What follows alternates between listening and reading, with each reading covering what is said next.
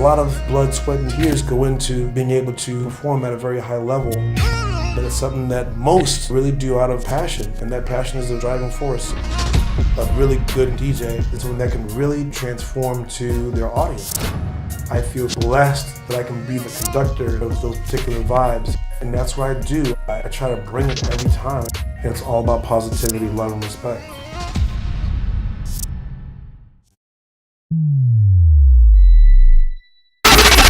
What's up, guys? It's Liv from Global Spin 365. Now I'm sitting next to this guy. He needs no introduction at this point. He's everywhere. DJ Irie! What up, Liv? I was living that Global 365 life, you know what I'm saying? Global Spin, baby. The only way. The only way. Come on now. Not 364. No. Not 363. 365. All day, every day. All day, every day. Year round. I like it. We take no breaks. No breaks. We learn from no you. breaks needed.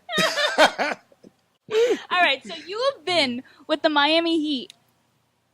Guess how long? Since 1999? 1999 was the very first season. Like, what? Yeah.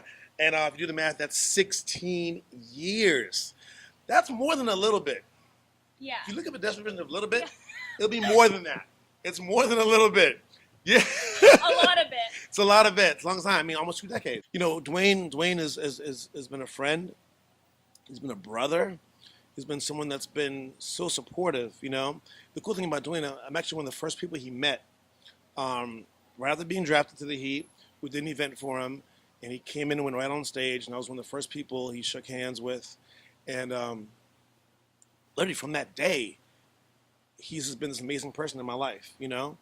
And it got to a point, I mean, when you are around, I mean, he had 13 seasons. He had 13 years in Miami, you know, and I was very close to him for all 13 years, you know. So after that amount of time, it becomes commonplace. This is like, oh, yeah, Miami Heat, Dwayne Wade, Miami Heat, you know, Miami, it's Wade County, you know what I mean? It's just, that's just what it is. And you start believing that's what's going to be forever, you know?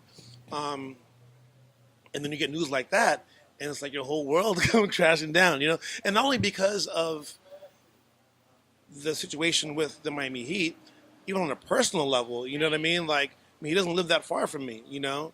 You know, that's your brother that's like right over there. Now he's going to be way out there, you know what I mean?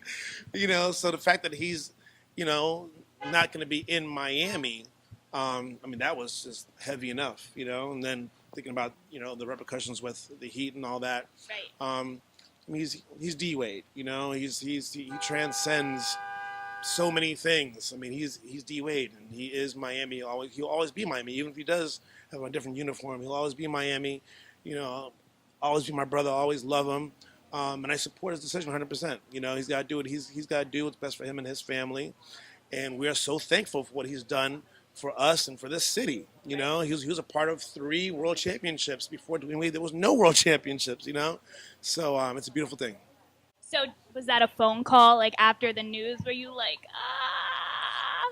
I'll be honest with you. So, I mean, Dwayne and I, we speak, you know, all the time. I was away. I was actually just flicking through Twitter, and I saw a tweet, and I was like, there's no way.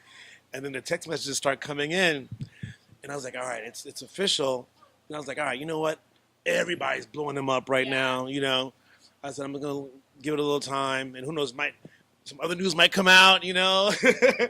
I said, give it a little time, and then I gave it a little time and reached out, and I just let him know that, hey, man, you know, support him 100% and thank him. You know, I wouldn't have 3 rings to sport, you know, if it wasn't for him, you know. So that's why I'm going to know how much I appreciated that, you know. That's awesome.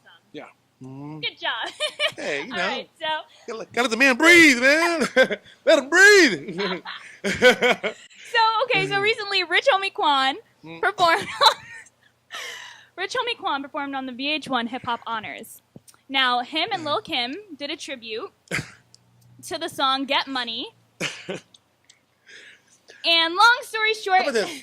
I'll do the verse, damn it, all right? Yo, listen, Rich Homie, I love you, man, but we got to change your name to Rich Homie Wah Wah Wah. He got the booty sweater, though. The look was right. The look was right. Listen, I'm not one of those people that are like always checking social media. because I got things to do. You know, I'm out there, making these moves.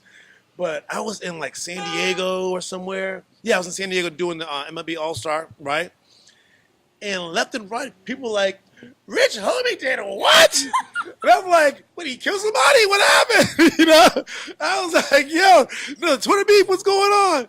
And then when I heard, I was like, okay, wait, I gotta see it for myself. And I was like, no! Listen, there's a lot of things you can mess up. Biggie lyrics ain't one of them. you can't do it. Listen, pass that baton. You might just pass it.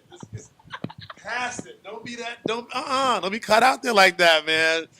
This is zero tolerance. You know what's Zero crazy? tolerance on missing out on Biggie lyrics, man. I actually did an interview with DJ and Tice. Yep, that's my dude. And literally a week before this happened, he was like, new up and coming rappers have to pay respect and do their research. He's like, I know some new guys that don't even know Biggie verse. I was like, no way. What are you talking about? He really said that? Nowadays, you see so many of the new wave and the millennials, and a lot of them don't even know who Biggie is.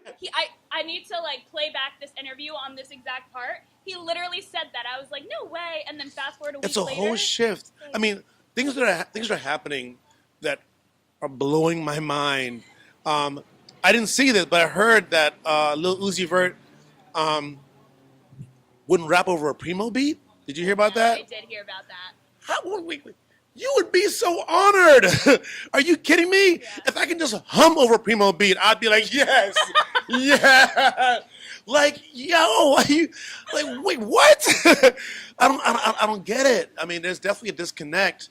But you know what? To be honest with you, I really feel like they're missing out. Yeah.